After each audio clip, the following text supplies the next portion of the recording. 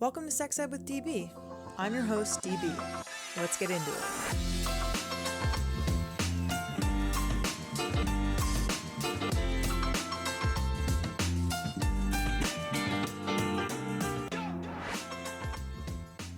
Welcome back to the podcast. If you love and support the work that we do, head to www.sexedwithdb.com and buy some of our hot new merch. Follow us on Instagram at sexedwithdbpodcast. And if you want to advertise with us, shoot us an email at sexedwithdb@gmail.com.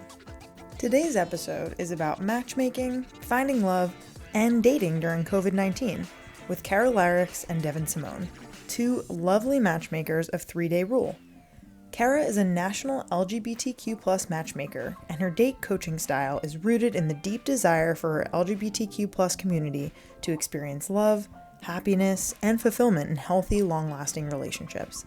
Devyn is a renowned dating expert and matchmaker who has been featured on Good Morning America, The Wendy Williams Show, The Rachael Ray Show, and more, and has served as the inspiration of the dating makeover show, Love at First Swipe, on TLC. Let's give a warm welcome to Kara and Devyn.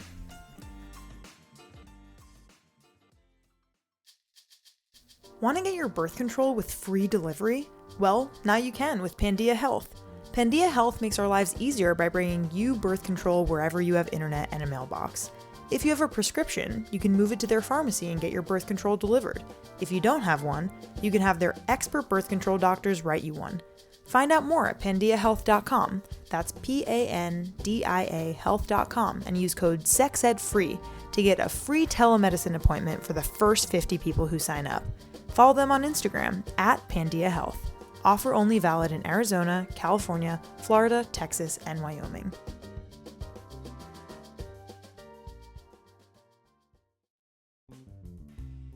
I bet you baked all the bread and binged all the TV shows during quarantine. But have you created an exact copy of your genitals? Yeah, I didn't think so. Meet Clone-A-Willy. Clone-A-Willy and Clone-A-Pussy are DIY molding kits that allow anyone to make an exact replica of a penis or vulva at home into a high-quality sex toy or memento. Check them out at www.cloneawilly.com and use promo code SEXED20 for 20% off your purchase. Follow them on Instagram at Clone-A-Willy Kit. Sex Ed with DB is supported by Emojibator.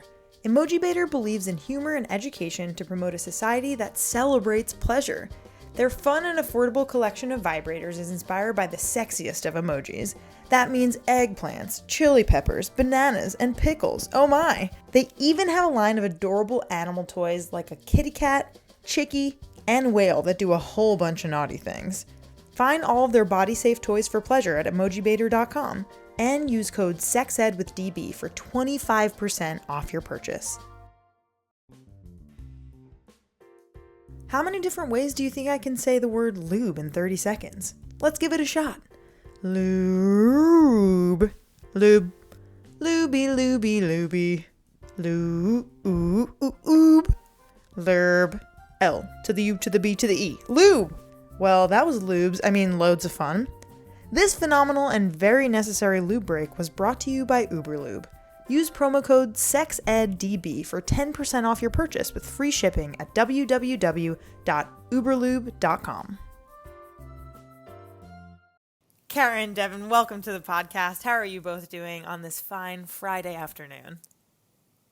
Doing great. Happy to be here. Yes, fantastic. Thank you for having us. Of course. I'm so incredibly happy to have you.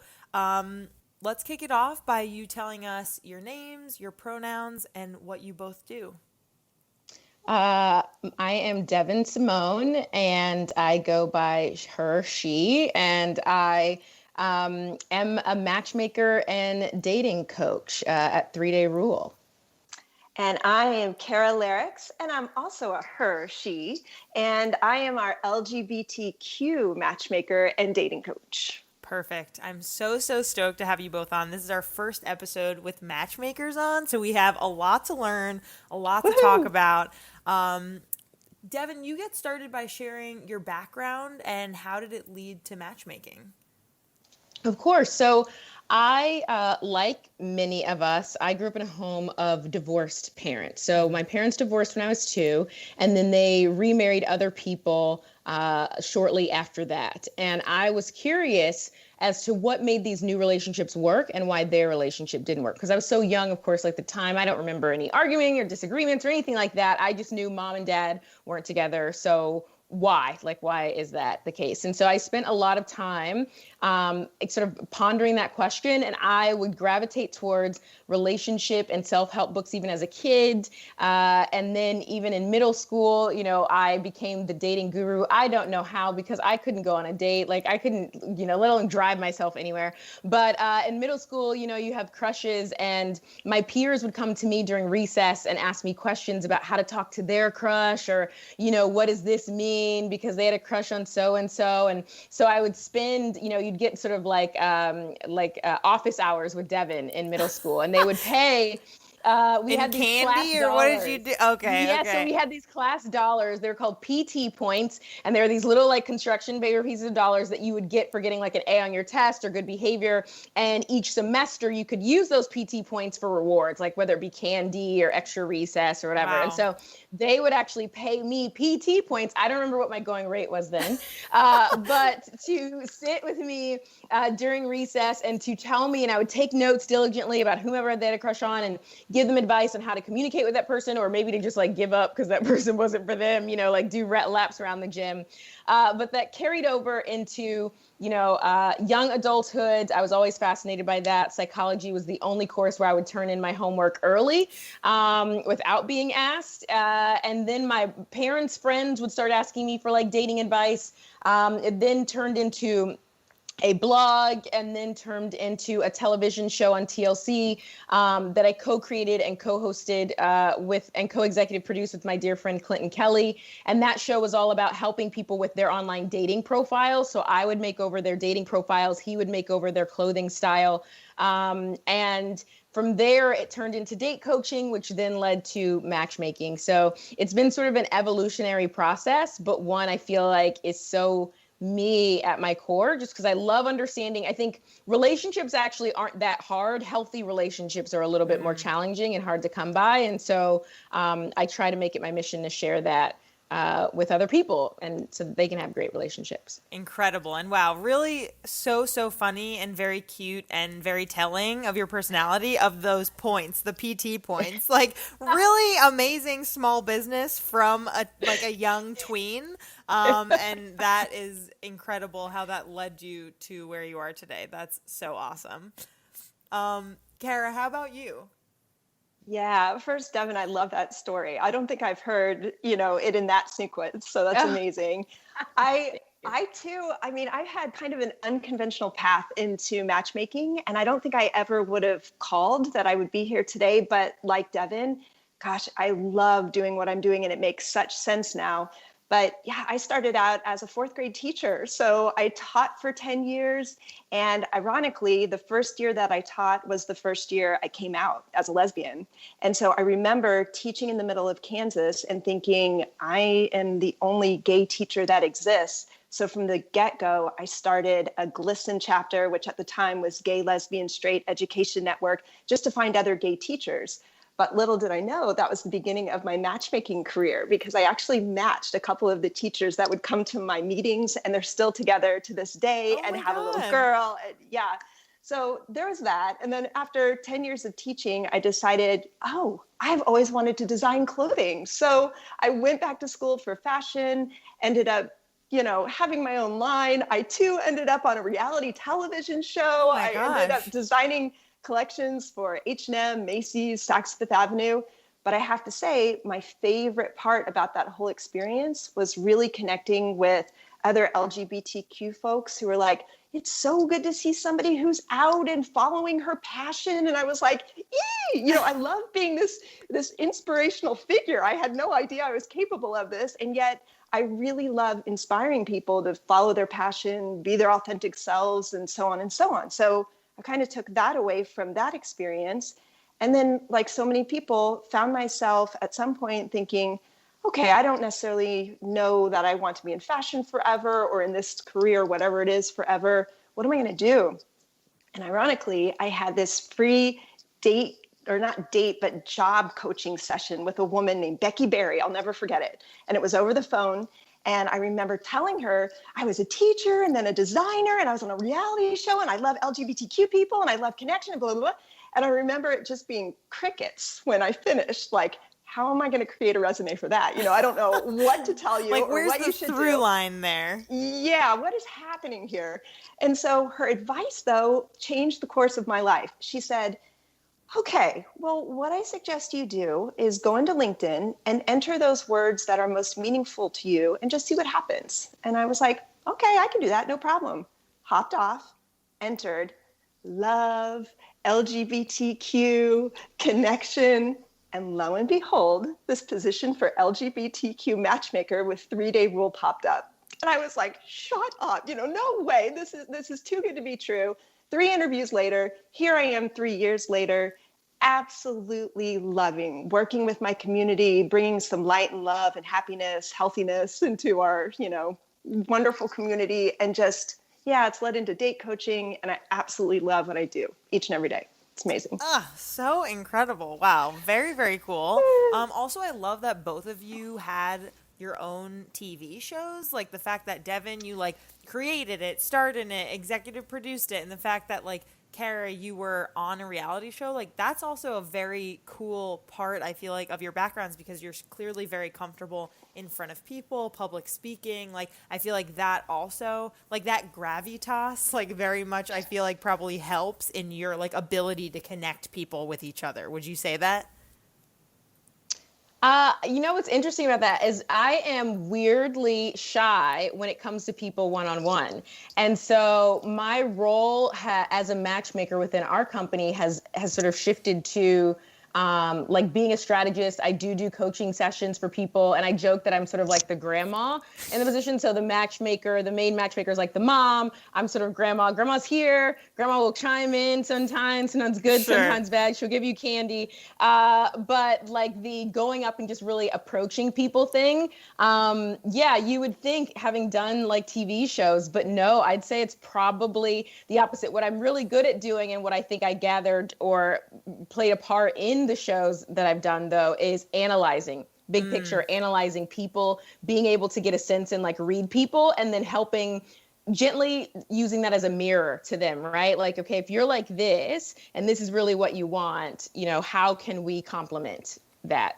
Kara, however, is freaking amazing. And just like this energy of light, like this ray of light that you are hearing right now, literally is Kara. Like she is just this, she's like a glow stick of light. Like, I don't even know how, like she really, really genuinely is. Okay, Devyn, it takes a glow stick to know a glow stick. Oh my God, the cutest. First of all, thank you very much. I don't even know where to go from there. Now I'm flustered, but I will say that, the reality show that I was on, it's all about fashion, and, it can seem kind of frivolous, but that part of my life comes in each and every day when I'm working with humans who really want to present their best selves, and especially when I work with non-binary folks who are working on a style that feels comfy for them and feels right for them.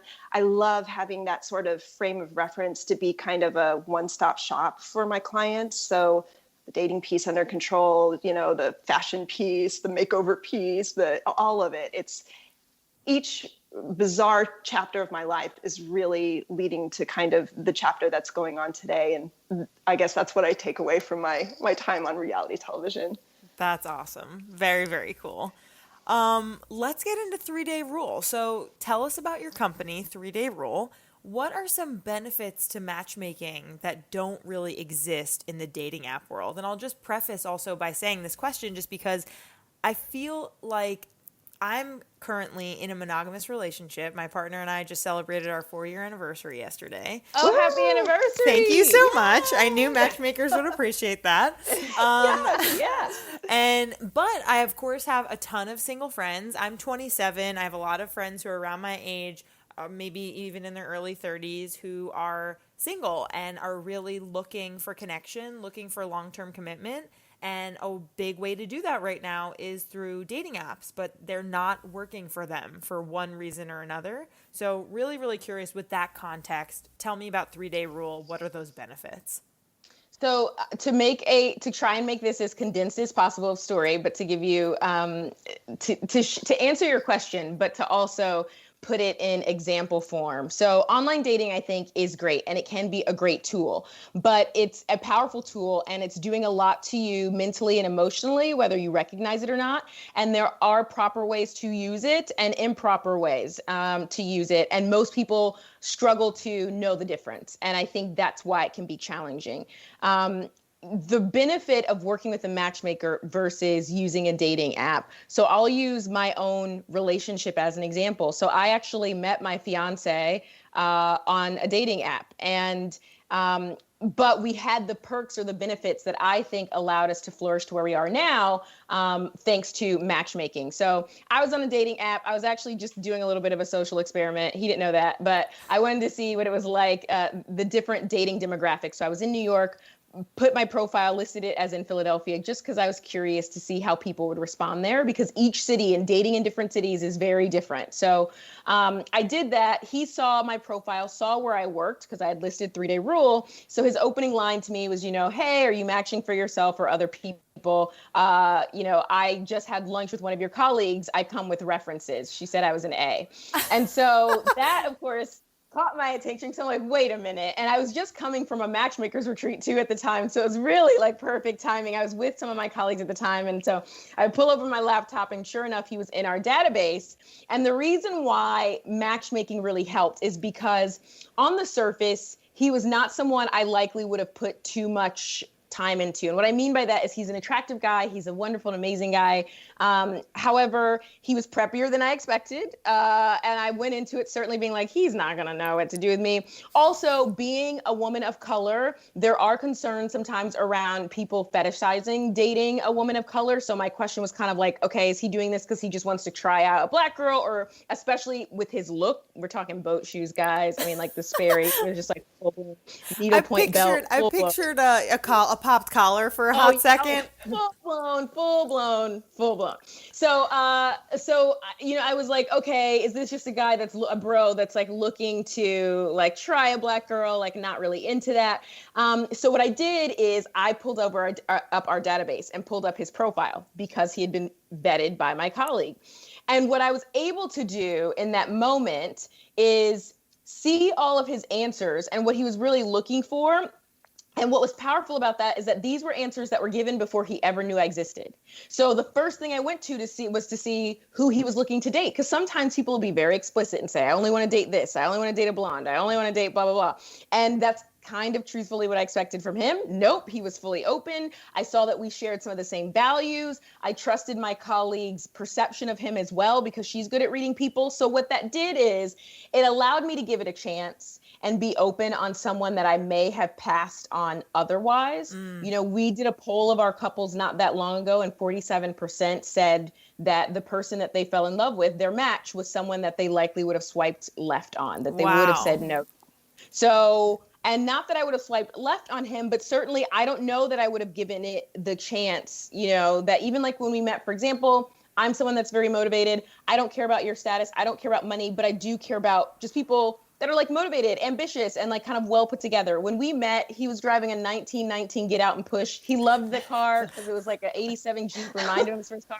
I was like terrified of the car would break down randomly. And again, that would be cause for even the normal person, even who's someone who's not superficial, to be like, does he really have his life to, is this really, he ran Airbnb. So he was like living in different places from time to time because he'd rent out his house. Just again, things that if I'm left to analyze off a dating app, and it's a lot of information going, I might at some point make the wrong choice or be like, oh, he's not together, or, oh, he doesn't value this. However, having a matchmaker's perspective, no, this guy is on solid ground. He really is motivated. He really does like value X, Y, and Z. The best decision I ever did. He's great. We survived the car. We now have a much better one. Thank God. And now he's not living around in 17 different Airbnbs. We've moved back into his primary residence. So we live there here and have made it a home.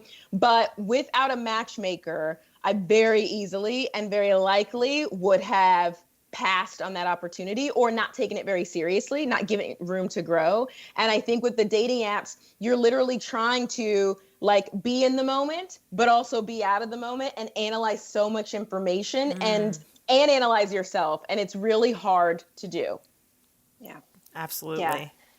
I have to agree with everything that you said. And then also on a personal note, my wife never would have shown up in my profile or, people I could potentially date. She was out of my age range, out of my location range. I would have missed her completely if it weren't for our mutual friends of 20 years who played matchmaker for the two of us.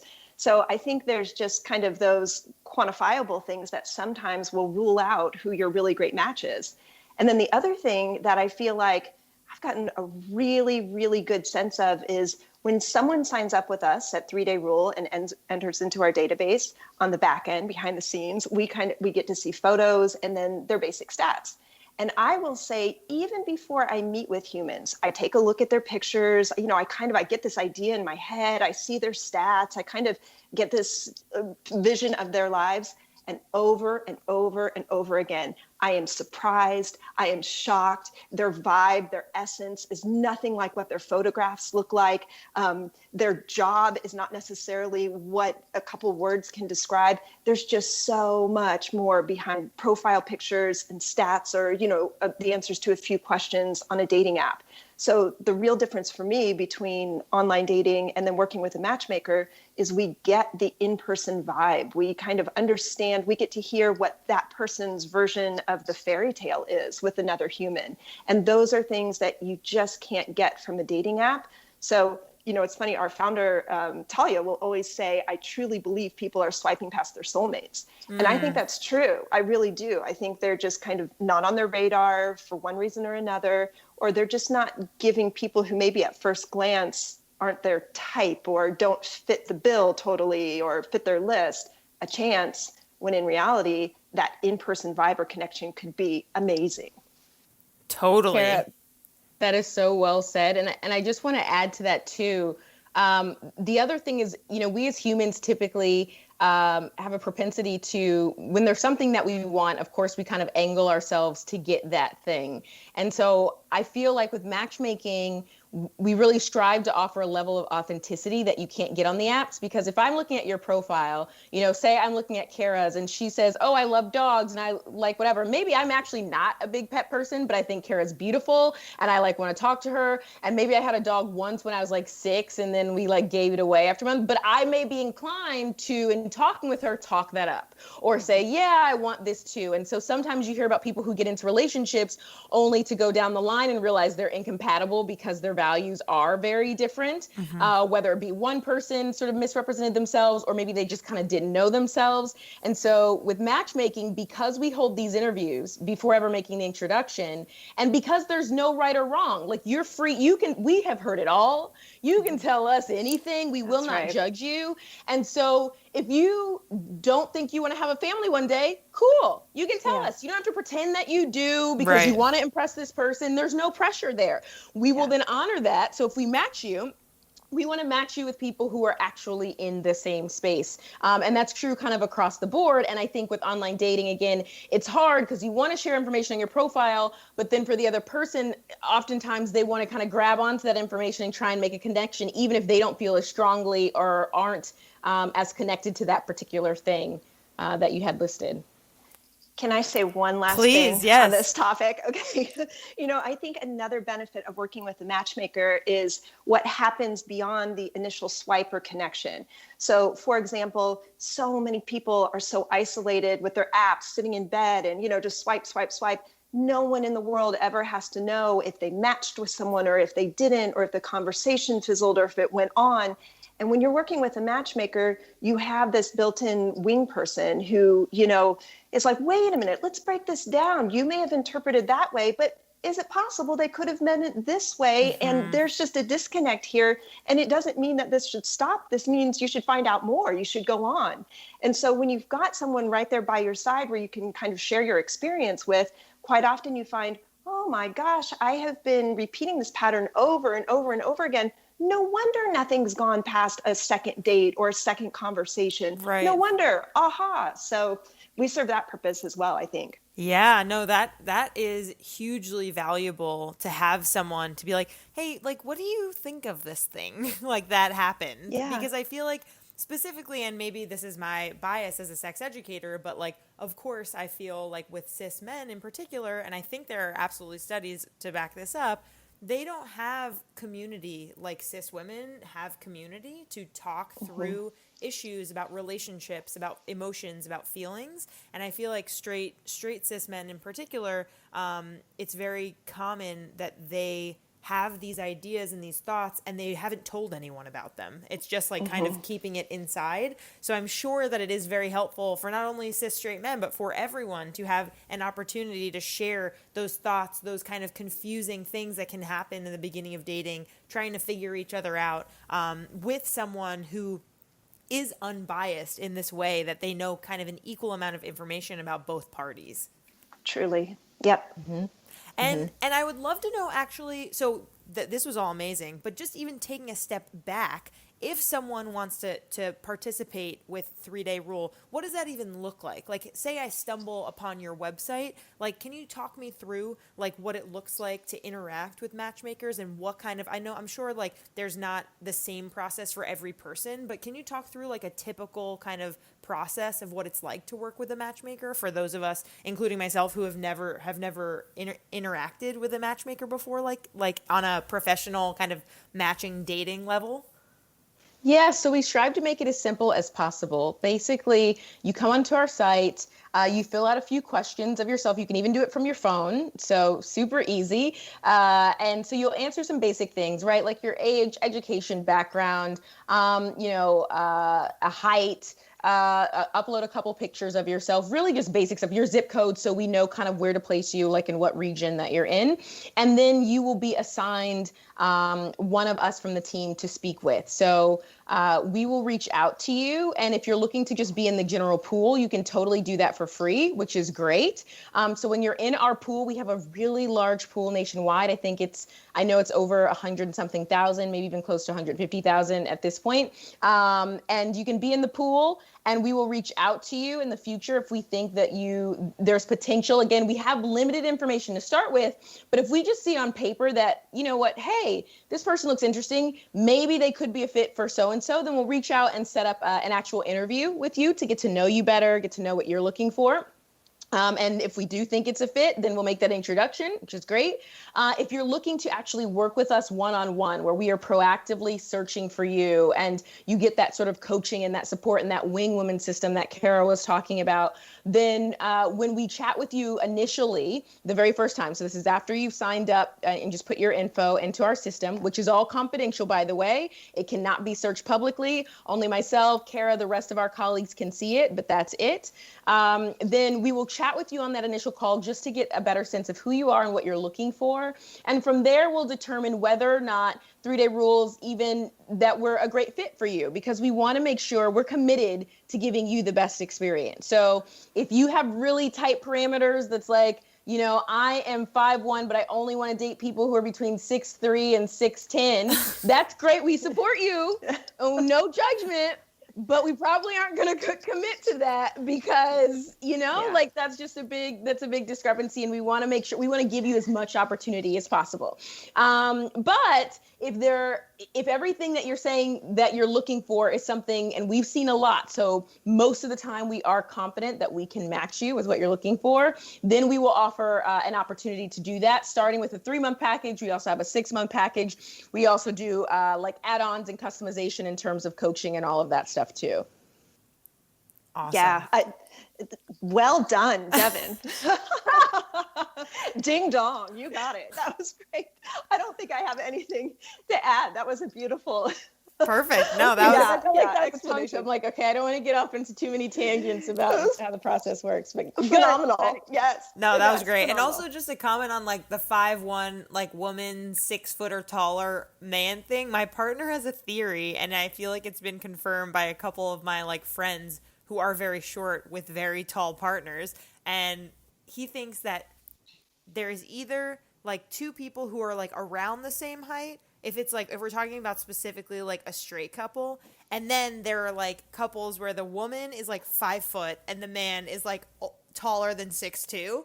And I told my friend this theory that my partner has, and she goes, "Oh yeah, tally smally. That's just like normal for us." Aww. And I was like, "Wow, that's like a thing in the tall small community that you guys call it tally smally." I was like, "Wow, fantastic, tally smally." Just wanted to share that little tidbit. Yes. Tally smally. That is so funny. Cute. Okay, so moving right along, this question is for Kara specifically. So you mentioned you're a national LGBTQ matchmaker, so cool. And I'm curious how matchmaking is different for the queer community compared to folks not in the queer community. What's like different, and is there something that's special about LGBTQ matchmaking? Oh, there's so much that's special. Yes. I don't even know where to start with this question because there's so much. Originally when I first started doing this, I thought we are all humans. We all want connection. We all want love. That's the baseline. And that's true. But there are a lot of differences. In all of the polls and surveys and you name it that I can find, the average percent of the population that's LGBTQ identified is really only between 5 and 7%. And I can't wait till the 2020 census info comes out. That might make me a data nerd, but whatever. Anyway, but that's a small portion of the community that we're dealing with. And that's L's and G's and B's and T's and Q's and, all of us kind of lumped into one. So anyway, I think it's really important to acknowledge that when looking for a partner within the LGBTQ community, because it makes a difference. I think of, for example, if I'm a straight woman and I really am wanting to meet a straight doctor, I could go on LinkedIn and I could search doctor and get this ginormous pool of men. And I could be about 95% sure that if I were to reach out to any one of them, they would at least be the identity that I was looking for. But if you identify as LGBTQ, it's different. So that's one thing that I do like about apps is at least people identify themselves up front so you know who you're searching for. But it's a real wonderful thing about LGBTQ matchmaking. And the great thing is everyone that I meet with doesn't have to fit themselves into an L box or a B box or a, whatever box. I really get the opportunity to meet with them for an hour and let them self-identify, talk about fluidity, talk about if they identify as trans and who they're interested in. You'd be surprised at even when I meet with bi people sometimes tell me, I wasn't sure if you would want to work with me because I don't really fall into a certain category. And is that searchable? And I'm always like, bi people, that means the world is my oyster in terms of matching, that's a total joy. So it's just interesting, the things that we come up against in the LGBTQ community. The thing that is the best about what I do is often when I meet with someone for an hour, at the very end, they will say, I have never had the time and space to really talk about my wants and desires and hopes and dreams for the future authentically and openly and in a safe space. Most of my friends are straight. So, I just kind of go along with their lives and the focus generally isn't on me. So, I don't have this opportunity to really speak openly about what I'm looking for and what my past experiences have been. And so for me, that's the true gift in what I do. That's the true service I feel like I bring to my community is offering this space to talk about that love and connection that we want with all the nuances. If you want to throw around words like butch and femme, or for men, top, bottom, verse, or in the bi community, there are other things that people face that others don't. It's just, it's a safe, open, non-judgmental space to really get out your true values and what you want, void of all of the things that you might be worried about other people thinking. And that, I think, is the real gift in what I do and the real joy of this one-on-one individual LGBTQ matchmaking world. Amazing. That is very special. And also just a follow up, I'm wondering like and this is something I've heard from my queer friends, is that it is like such a small community, not only in numbers, but like in how people just really all like know each other, or like there's this like, you know, thing of like, well, my ex is your ex, and like everyone has like somehow dated. Like, is that something you find in that community while matchmaking? On the daily. So I have two things to say about that. First, within the LGBTQ matchmaker community, there are only a handful of us nationwide who really match LGBTQ. And within that small network that I work with regularly, you know, sometimes we'll get together and say, who do you have as client? You know, well, they go with my client. You know, we kind of chit chat back and forth. I am the only identified LGBTQ matchmaker. Oh, really? Yes. So even within that community, like I'm a minority, which I think is really interesting. But when it comes to, wait, now I have to go back to my other thought. Oh, yes, the 1 degree of separation. So what's fascinating, whenever I start working with someone, I will always say, my goal is to find you love. You know, my goal is to find you connection and find you the type of human that you really want to be with for the long term. But here's something I'd like to be very transparent about. Our community is small. And sometimes I may introduce you to someone who's very well aligned. You know, you have similar interests. You know, I think you'll find each other foxy. You know, we're at the same stage in life, you know, all these good things. And I will always encourage you to make the absolute most of that connection, whether it turns out to be a friendship or it turns out to be a romantic relationship. That person has their own small network that's within our network. And you never know who they may know, who might be your love interest down the road. So we got to keep it happy and healthy in our little LGBTQ community and really, really explore every connection because it is small. Totally. Yeah, that makes a lot of sense. Okay, so this next question is for Devyn. You recently hosted a 3-day rule masterclass called Love in the Time of Coronavirus, How to Date While Socially Distancing. Very relevant. Can you tell us what were some tips and tricks that you gave folks in that class? Because as we all know, this has been going on for 6+ months, and it might be going on for 6+ more months to a year more. And this is definitely going to be a new way of connecting with people. And I think that there are definitely tools and ways for people to get through that. So I'm kind of curious about that class and what those tools are. Yeah, I'd say there's sort of 3 key points that you want to keep in mind. One of them is to realize, and by realize, I mean realize the significance of this moment, right? Like, this is the new normal for now. I know initially I spoke to a lot of people who wanted to kind of sit back and wait this out. And I don't advise that. If you're emotionally ready to date, and you would be if Corona wasn't happening, then you should be dating now. If anything, it has brought us together in a way that we have this shared experience. You are more connected now with someone on the other side of the world than you ever have been because of what's happening. Because never in our lifetime have we experienced something that literally is uniform across the world. Everybody, every country is being affected by this. And while, yes, it is this crazy and uncertain and devastating thing, it's also a thing that allows us to be open and have conversation. So I'm not saying start off the first, message with, hey, so how's COVID? But you could start off the first message with, hey, you know what? I started baking during COVID and learned I'm pretty damn good. What about you? Like, what's something that you've learned? What's been your quarantine hobby? What have you picked up? Even seeing what their perspective is will tell you a lot more about that person than you ever would have been able to gauge before. Because if there's someone leaning into the negative, which is easy to do right now, we've all, I'm sure, had moments over the last 6, 7, 8 months about that.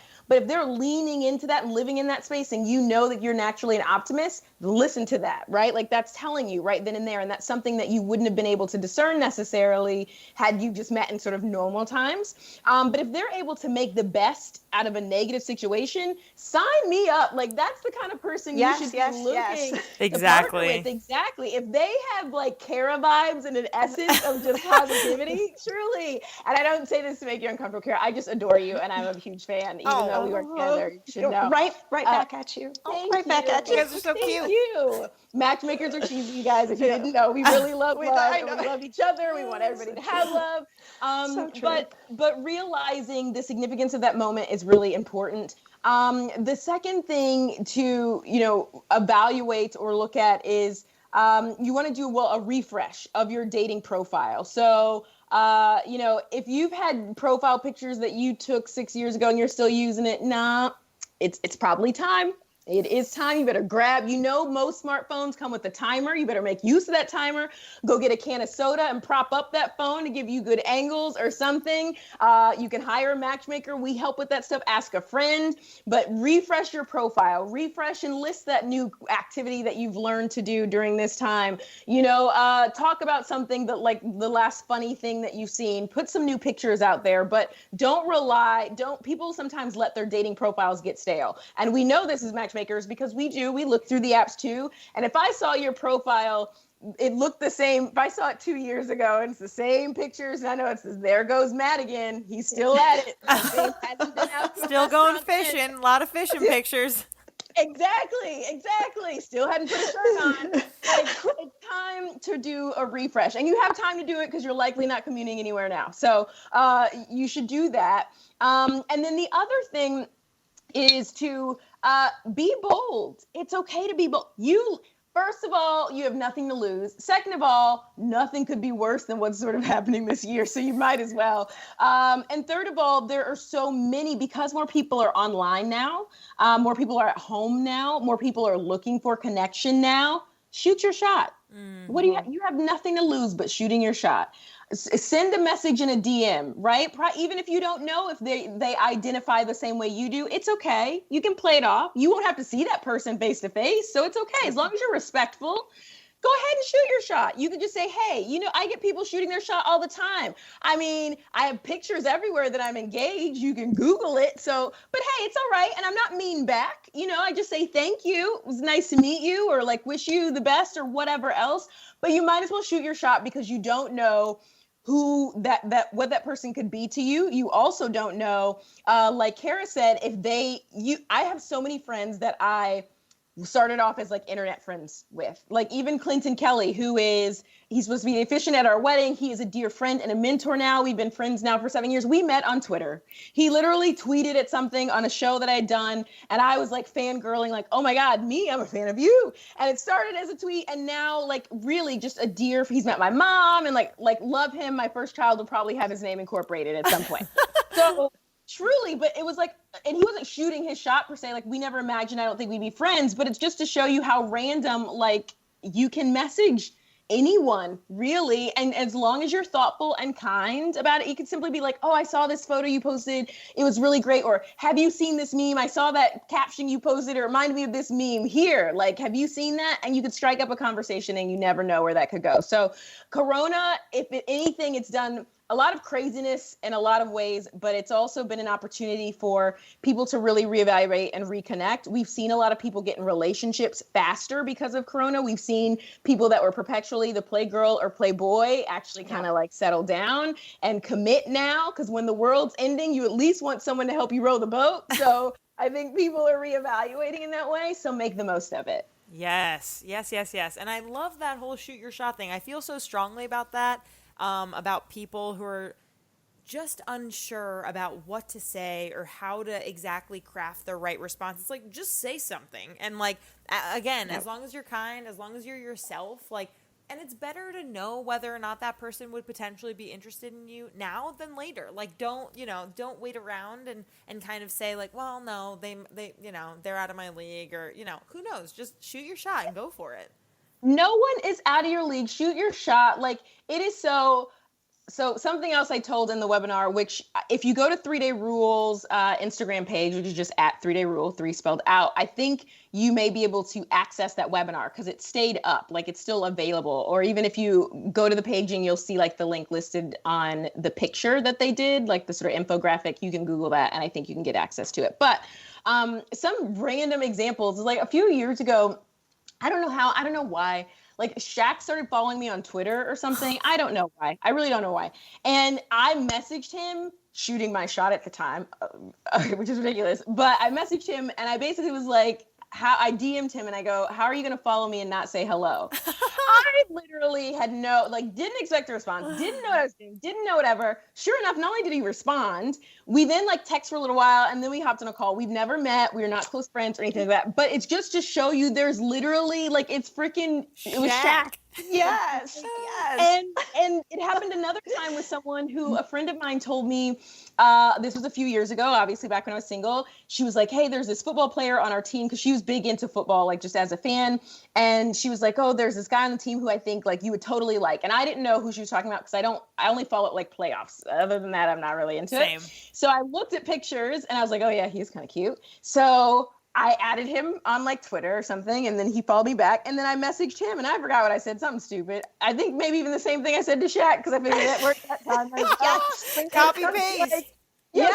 How are you going to add me back and not say hi? Mind you, I added him first, but still, he was like, oh, I'm sorry. So we started talking, and we ended up going on a couple dates. Nothing came of it, but because I was living in New York at the time, and he was back home, because that was the team that he played for. But still, it was what did I have to do? What's the word? I'm sure there are other times I can't even remember where I messaged people, whether it be I was a fan of theirs and I'm not saying do this all to celebrities or high profile people, but just in general, message people I'm sure where I just thought they were interesting or maybe their page or whatever. And they didn't respond. And I can't even remember who they were or what it was because you forget It's not even that big of a deal. But if they do respond, I mean, at the very least, you have great stories to tell. Exactly. And that's what I was just going to say. Yes, you say nothing came of it. Yes, it did. This story today. You know what I mean? For the rest of your life. I my grandkids those stories. That's They'll be right. I'll be like, look, back in my day. Great stories no matter what. And that then it could turn into something. You never know. And I've actually heard of other high profile people who've met their significant others through social media. Yep. Where into DMs. Yes, sliding. There's a reason there was a song called Going Down in the DMs. Google it. If you have kids around, put on the edited version, but going down in the DMs, it's a real thing. So try it out, and it's free. So you don't have to pay for a dating app. Totally free. Amazing. Awesome. Amazing. I love that so much. Okay, Awesome. let's talk about the steps in order to match someone. So this is getting down on the deets from matchmakers. What are some of the best indicators that two people will be a good match? You've both kind of talked about values, but let's go a little deeper than that. What specifically have been, in your experience, the best show that two people will be great together? I'm going to let Kara take the lead on this one. Okay, sure. Well, my answer for this would have been very different when I first started matchmaking, but now having a good solid 3 years of professional anecdotal evidence, it's very different. I think one of the most important things is matching people who have the same vision of the fairy tale. And I don't mean that in a cheesy way at all. Every time I meet with a single who tells me that their parents have been together for a long period of time, I will always ask, what's the secret sauce? Why do they have this long-term healthy relationship? And I'll hear one of three things. First, they really like each other. They respect each other. They're good friends. They really like each other. Second, I'll hear they shouldn't be together still. It's for religious reasons or, whatever it is. But the third and most common thing I hear is some version of they share the same vision of the fairy tale. And by that, I mean, they share the same vision of what they want a relationship to be. They have shared values around the relationship. They realize there are going to be tough times and easy times, but they have some kind of plan for getting through all of it together with their eyes on the prize of the relationship. So whenever I'm matching now, I really listen hard for how someone wants their life to look and really what are those key values. And then I really do match based on that. And then, of course, all the other good stuff comes into play, shared interests. And, you can't help but match people who, have looks that they're into. I do that too. But really, underneath it all, it's about that really shared vision of what they want life to look like in a relationship together. Yeah, definitely that foundation of respect and, like you said, kind of liking each other, just enjoying being around each other. And then, of course, there are these huge future things that can't be ignored, right? It's if one person wants kids and the other person knows that they do not want kids, you can't match unless somebody and I find it really interesting. I'm curious actually to hear both of your opinions on this, but I have had some friends be I'm ambivalent on kids. Like, I could go either way, and I'm someone who is not quite ready yet, but ever since I was little have known that I'm like meant to be a parent and meant to be a mom. And I am kind of curious about people who you chat with. Is that kind of more common than I or other people would assume, this idea that maybe they could go either way on kids, or what's that about? Sorry. Oh, go ahead, Kara. You can go ahead. Okay. Well, I was just going to say, for me, it's very hard because on apps it's a yes or no question, but it's not a yes or no question, and that's what I always ask. There are people who are on either end, extreme. Absolutely not. I do not want children. 100%. I'm ready to have children tomorrow. So I really get that out of the way first. If you fall on one of those extremes, but if not, all I'm curious about is, are you open to the discussion of kids? And if you are, that discussion could look a million different ways with a million different people. So that's kind of how I gauge interest in children moving forward. I do incur that a lot, particularly when speaking to women and women on the East Coast. I think because on the East Coast, there certainly is a sort of an energy that is expressed on their career, like an emphasis on really achieving a career. And I think, in negotiating that, a lot of young women, especially like sort of this new generation and like our generation, in terms of what that means, like it's no longer enough, I've seen, for people to just be an okay mom and okay at their career. It's like they want to be great at their career, and they know that they're going to have to do certain things to get there, and they want to be a great mom. And so they're trying to strategize, and life doesn't always work like that, of course. But I've seen people go back and forth or sort of have the ambivalence because, maybe they are in their early 30s now, and they thought they wanted kids, but now they're here in their career, and they, life is kind of okay, and they're unsure. But like Kara, I too just try and suss out, is it a hard no? Is it a hard yes? Or are you open to the discussion? And either one is totally okay. But if you're,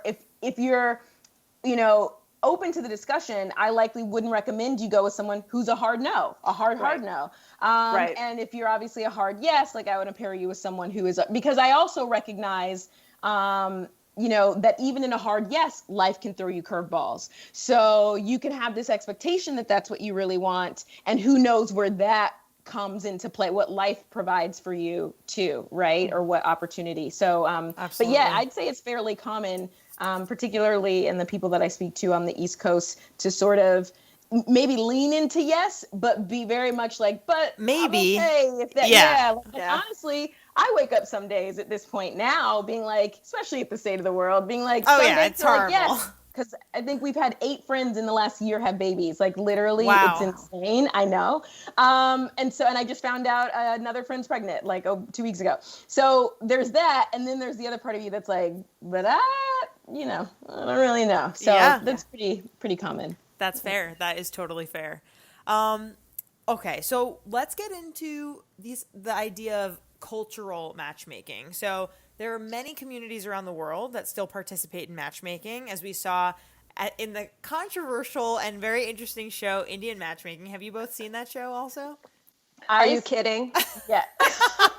Okay, thank God. We talked about it on Team Call. I watched it, but truthfully, I couldn't make it to the end because I was getting so mad. I wanted to throw things at the TV scrreen, so I stopped. Oh God, the ending was infuriating. Kara, meanwhile, my wife lost me for like 10 hours straight. I powered through it. I had to watch every moment. Yeah. Me too.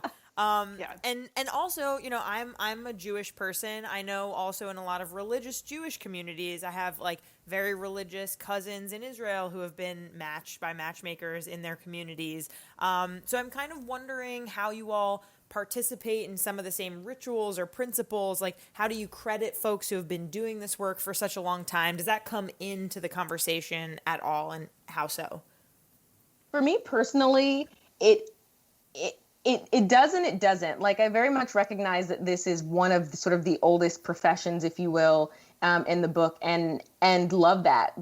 I also think it's a very not only individual to the different cultures, but individual to the matchmaker like thing. I mean, even amongst our team, and we have a variety of backgrounds, we just approach between our senses, what we feel. We always are led by whatever the client or the person or the people we're trying to match want, but we always put our own personal spin because it is like a very personal thing, right? Like we're armed with our sense of knowledge and understanding of people and what we learn. And I think even in good matchmaking, there are elements of not just those who've done it before us, but really of like psychology and relationship therapy and sociology that goes into it. And so when we pass those things along, whether it be giving advice to clients, I know that we try and kind of credit where we've learned that or how we came to that understanding. For me personally, I recognize that so as an African-American woman, that the Black community is one community where this wasn't particularly prevalent. And because of that, it's something that has been hard to get my community to wrap their head around or really recognize the value or really utilize that service in a way that could be supportive and meaningful to them. Whereas clients that we have that are from the Jewish community or Indian community, they sort of get it and understand, right? Like, even if they're like, I've never talked to a matchmaker before, there's some sense of, but I know of it, or I heard of it, or like you said, I have friends or cousins and blah, blah, blah. Whereas Black people are like, the what? Like, what now? People are doing that. Wait, I'm not doing that. Like, who? And so it's trying to open that up and kind of like bring them into as well, like what this experience looks like. But I think as a whole, you know I do, and I think the team has so much love for all matchmakers who are doing this and have committed their work into doing it. And while we all have very like different and unique spins and styles to it, I don't know that it is, in my experience, actually separated that much culturally. Like even watching Indian Matchmaker, again, she has her own style, but I don't know that it's significantly different from other shows or interviews or things I've watched from like a Jewish matchmaker, right? I think it's more about like the person and the personality. I will always go back to saying what I said earlier about really two people sharing a common vision. And so I think culturally that's happened in Jewish communities or Indian communities. And I think it's the same for all people, really. I mean, there are specifics and nuances in every segment. But the other thing I wanted to say is I hung on every word of Indian matchmaking just because I saw glimpses of something that I experience almost every day. And I think if I had my choice, I would love for every client or match that I work with to really watch Indian Matchmaking and then Love on the Spectrum. I don't know if you two have seen that show. Love on the Spectrum made me so happy. I love that show. Me too. It is on my list of will make me feel better no matter what is happening in the world. I have watched it twice through. I love it. And, you know, Indian Matchmaking, only to see when people have such specific lists about what they want, they're so much more likely to go to bed at night with that list than an actual loving human being. And I think that's me mad. So well said, Kara. Yeah, well, but you know, I think people don't see that unless they look outside themselves and see examples of it. And sometimes they still don't see it, even with someone else. So for that lesson alone, I would love for people to watch that. And then Love on the Spectrum. Oh my gosh. So for those people who haven't seen it, it's all about adults on the autism spectrum looking for love. And it's so simple. You know, it's so simple. You find common interests, you figure out what each other's quirks are and how to work around them, and you lead a happy life together.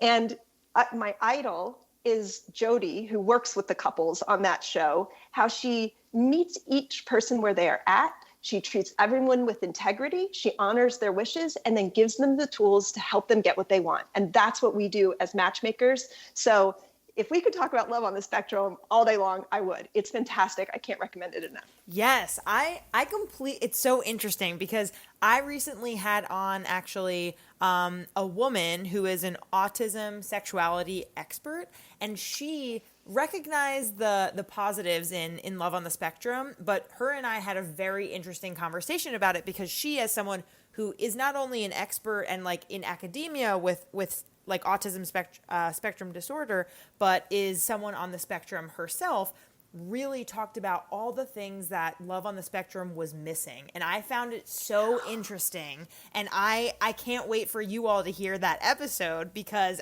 she just like really opened the door for me in a lot of ways about kind of like the infantilizing that was going on, kind of the a little bit of like forced interactions between two people who maybe needed a little bit more space. With Jody, she thought that Jody was fantastic, but at the same time, with someone who had a little bit higher needs, who was the boy named Kelvin, she thought that it was kind of strange and just like the way in which that Jody was approaching Kelvin put a lot of pressure on him to kind of have this script when she, Amy, the person who I had on, the expert, was like, if you're meeting with someone who has higher needs like that, you should just let them be themselves rather than force them to kind of say this script over and over again. So I'm totally with you. I watched it and was like, wow, this is really enlightening. And as someone who's like not on the autism spectrum, I see this as very like engaging and really normalizes dating and sex and pleasure for people on the spectrum, but it is helpful to hear that perspective from someone who is not only an expert, but someone on the autism spectrum. I think that's so true with everything. Indian matchmaking, love on the spectrum, we get what's edited and shown to us and a perspective and all of that, but I feel this way about the LGBTQ community too. Some shows that I watch and I'm like, well, that's not representative of all of us. That only shows a segment, or that was handled in a kind of a creepy way. I don't really think that's how it is in the real world. So I can't wait to listen, because I'm sure that will just broaden my perspective on what I watched. Exactly. Yeah. Yay. Okay, so we have two more questions. The next one is, I would love for each of you to share one of your most fun matchmaking stories. Who did you match and what happened? So there was this couple that I matched, so she was a client of ours. She was so much fun. Like, we ended up going out to like get drinks. And I love that when we try to really be the wing woman in support for our clients regardless, but sometimes you just really, really connect with certain clients and that you would sort of be friends outside of this scenario. Right. And so, she was, one of our clients, and she actually ended up trying to match me at some point because I was single at the time, which is like so hilarious, with a friend of hers. But I ended up matching her with this guy who was a friend of mine, and he was like well put together, everything that she had like described, and I just knew, like, I could just feel it, that their energies, like, that they would totally match. They were both like great parents. They both had similar values, like to do similar things. So I matched them. They went on this date. And then when I talked to them, because we always get feedback after the date, so we talk to them individually. So first I talked to her and I was like, okay, like, how did it go? And she was like, it was great. Like, she thought he was cute and like they had a good time and he was a gentleman. She's like, but I don't think he really liked me because he like didn't ask me out again. And I was like, are you sure? And she was like, yeah. So like, I'm not going to ask him out again. Like, I don't think he was really interested. And so she was sort of like talking herself out of the match, even though they had otherwise like a really good interaction and like had a good, call or a good date and all of that stuff.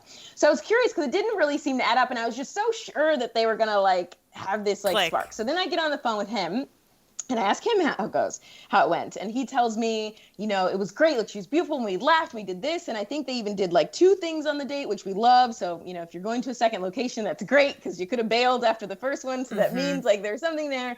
But he's like, but, I tried to see what she was doing over the weekend and she said she was busy. And so it didn't, I don't think she was really interested. So I'm not going to pursue it. And I was like, so now I'm like, wait a minute. Okay, now walk me through exactly what you said, because they're literally saying the same thing and then like both walking themselves out of it. So he's like, yeah, well, I asked her, oh, cool. Like, what do you have planned for this weekend? And she like told him things she had planned. He's like, and it seemed like she was busy. So I was going to ask her out, but like I didn't.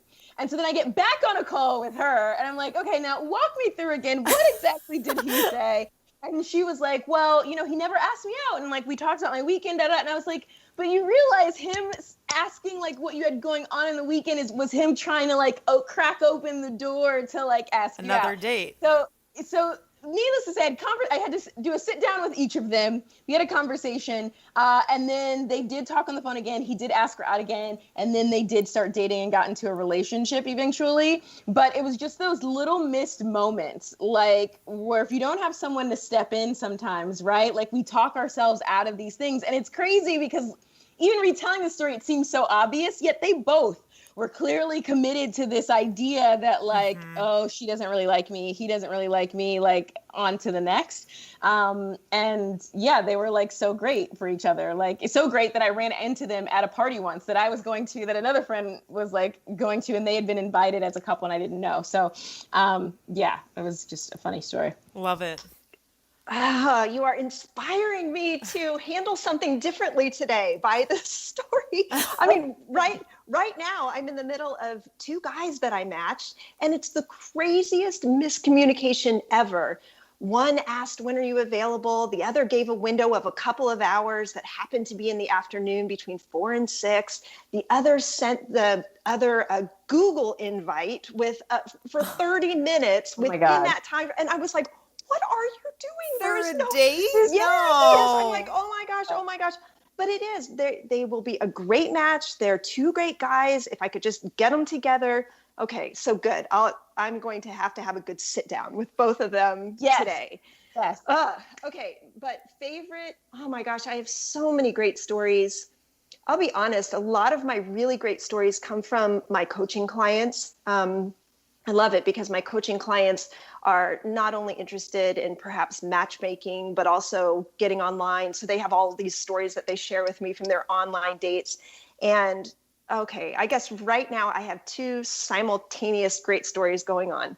I have a coaching client who is 27 and a coaching client who is 63. Both women dating women for the first time. Yes. And I am beside myself with their progress. I am beside myself with their like bravery and their, ability to get on apps, and then their subsequent stories. And I will have to say, I mean, I would never tell each one of them this, and I hope they don't listen to this, but my 63-year-old is outdoing my 27-year-old like crazy. She's already met someone. She's already had her first experience with someone. I mean, it's just incredible to be able to follow people on these journeys that, that they're on, and to be able to support them along the way. And then I guess my favorite couple story. So I couldn't believe this. This is a lesbian matchmaker's dream come true.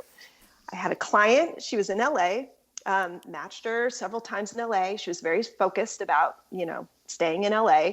Meanwhile, unbeknownst to me, she's searching around on Match and ended up finding her match in Boston, all the way across the country, which is something she told me she wasn't open to. So I was like, wanting to support this behavior. And at the same time, like, you have made my job exponentially more difficult by not opening your parameters, but whatever.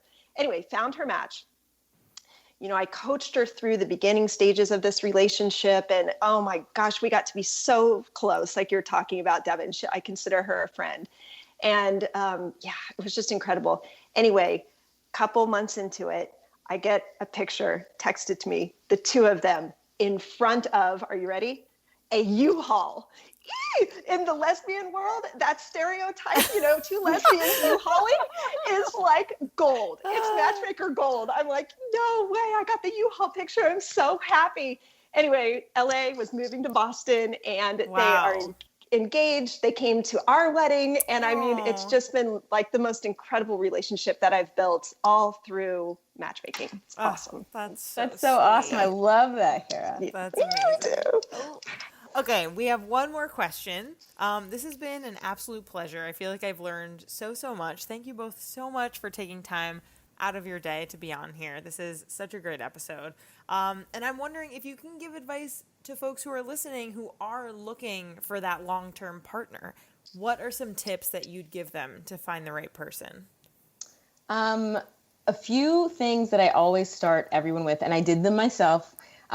So one, just to reinforce what Kara said about that vision. So the secret sauce to a successful relationship, I believe, is having shared vision, shared values, and complementary capabilities. Now, if you break that down, that means there's some work that you have to do before you go fishing for a partner.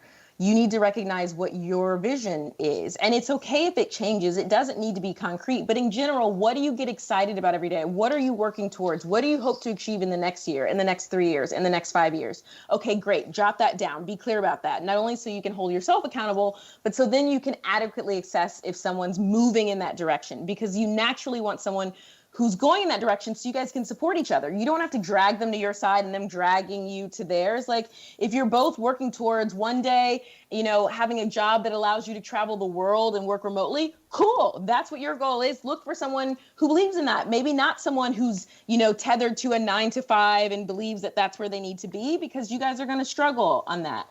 Another thing in terms of value. So write down your 5 must-haves and write them in order. So I initially, when I did this, when I was single, I think it had 15 to 20 things on that list. And then I'd have to cross and rearrange, and because, you want a lot of things. But no one, when you go to the grocery store, no one buys one of everything. Even Oprah doesn't buy one of everything, and she could, but she doesn't. So you have to recognize and prioritize like what those things are. It kind of goes back to what Kara said about like sleeping with the list, and why the show Indian Matchmaker got on my nerves, because of Parna, and her list was driving me nuts. Oh, and my I deal with that a God. lot, and I just couldn't take it. So be aware of what those things are. So initially, you can write down a million things if you want, but then prioritize them to where there's only 5, and then put them in order. I still actually have my list that I did before I met my fiance. He does have the things on the list. My dog peed on it, which I think was a sign of him saying that he signed off on it or supported it. I still have that piece of paper though, because I don't want to get rid of it.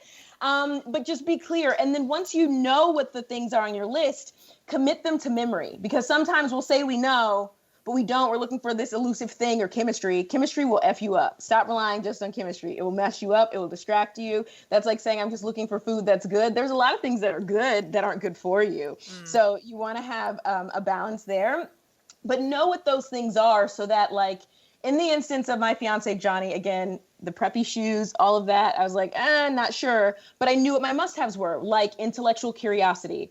I saw in his profile that he went and lived in Korea for 2 years and taught English. Well, that told me he obviously had to have intellectual curiosity there, right? Family values was really important to me. There was a picture of him holding one of his friend's babies. It was like the whole group. So he wasn't passing it off as his kid, but you could tell that, like, the kid was happy to be with him, in his arms. It was a safe and comfortable space for her. And you could tell that he was happy to be surrounded by people that he loved. So that told me, okay, cool, family values. And so that allowed me to overlook the superficial things that may have distracted me from what the potential was for our relationship. And I think a lot of times people go fishing, but they don't really, really know. So if you think you should be able to name them off, 5 things off, absolutely, what they are, and explain to yourself or anyone asking why they're important to you, right? Like, why is intellectual and curiosity important to you? Because you like to learn, you like to grow, you like to read the news and do crossword puzzles and travel. Like, great. Know that about yourself. I think those things are really important. And then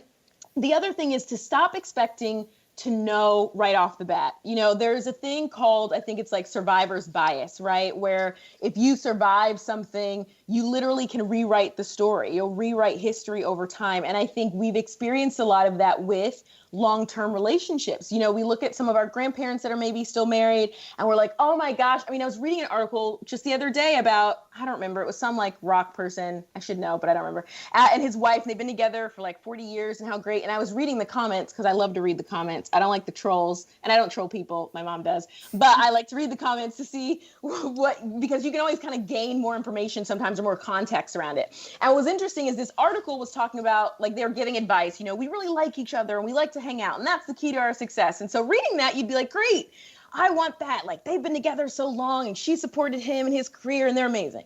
And then you get to the comments, and then they're like, yeah, but didn't he have an affair, blah, blah, blah, or didn't he go and, they broke up at this point and she left. And it's not a judgment thing, but it's just recognizing the bigger picture thing. And so I feel like a lot of times people, because they'll hear stories that like, oh, I've been married to so-and-so for 40 years. And when I met him or when I met her, I knew right then. And we've been together ever since. So people hold that standard when they're going on a first date or a second date or even a third. And they're like, nope, this isn't the person for me. And then they write themselves off. And the reality is They didn't know on the first and second date. Right. When you pick your good friends, think of some of your closest friends. When you met them the first time, did you know this is going to be my best friend for life? No, you didn't know that. You may have liked the person. You may have had fun, but you weren't like, yep, I'm going to add them to my top 5 favorites in my phone right now. They're going to be in my MySpace top 8. Like, you didn't know that then. And so why are we expecting that then of the most important relationship decision we'll ever make in our lives to know off of one date? They could have had a bad day. You had a bad day. You want to get to know the person. So stop expecting that. Ask yourself, did I have fun with the person? And did I genuinely laugh at something we talked about? Not at the person, but with the person. Did I genuinely laugh? If you did, it is likely worth a second date, right? Agreed. If you felt uncomfortable for any reason or unsafe for any reason, then abort. You don't need to go out with him. Again, it's fine. But other than that, if you weren't in love with them on date 1, good. Because you'd probably that'd be a little too much if you were. It'd be a train wreck. So like, if you had fun, go out on another date and see where it can go from there. Well said. Once again. That was really great. That was really great. Thank you. I love it. Okay, so my tip I have 2. The first one is believe that your human is making their way towards you. Believe that deep down in your heart and be prepared. Do your own self-work, just like Devyn talked about, and then be prepared to show up when your human rounds the corner, no matter how that might happen. And the second one, I mirror what Devyn said in terms of beware the spark and believe in the slow burn. Those sparks that can go off like crazy at first tend to fizzle out quick, but the slow burn is super hot. If you give it the time and then you let the flames develop raw, that's the lasting kind of relationship that you're probably looking for. Ever wish you had an exact replica of your gorgeous parts? Well, now you can make one yourself thanks to Clone-A-Willy. Clone-A-Willy and Clone-A-Pussy are DIY molding kits that allow anyone to make an exact replica of any penis or vulva at home into a high-quality sex toy or memento. Use promo code SEXED20 for 20% off your purchase at www.cloneawilly.com. Follow them on Instagram at Clone-A-Willy-Kit. Want to win a year's worth of free lube? Yeah, I'll bet you do. All you have to do is enter the secret code word into the Uberlube Google form on our Instagram linktree, and bam, you're entered to win that sweet, sweet year's worth of lube. I'll bet you want to know what that code word is right about now, don't you? Okay, fine, I'll tell you, but don't tell anyone. The secret code word is slippery. Enter that word into the Google form on our Instagram linktree, and you'll be entered to win. Good luck! Want to tie your partner up in bed but don't know where to start? When you want to get a little frisky and brighten up your sex life, try Emojibator's new rainbow bondage rope, safe for restraint and suspension. Whether it be their classic emoji vibrators, silly pasties, or fab beauty products, Emojibator will deliver. Find all of their body-safe toys for pleasure at Emojibator.com and use code SEXEDWITHDB for 25% off your purchase. Follow them on Instagram at Emojibator.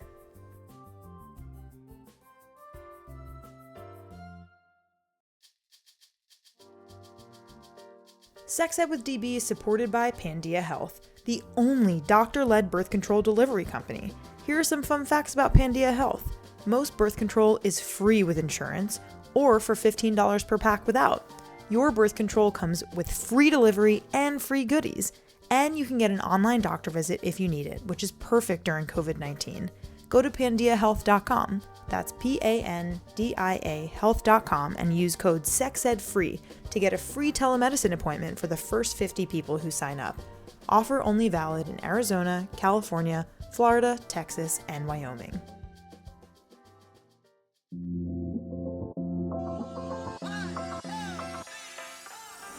Our creator, co-producer, sound engineer, and host is me, Danielle Bezalel, aka DB. Our co-producer and communications lead is Cathren Cohen. Our main logo and banner graphic were created by Andrea Forgacs. Our social media intern is Leslie Lopez. Our music theme is by Hook Sounds. Our ad music is by my stepdad, Bill Gant. Thank you so much to our featured guests, partners, and our listeners.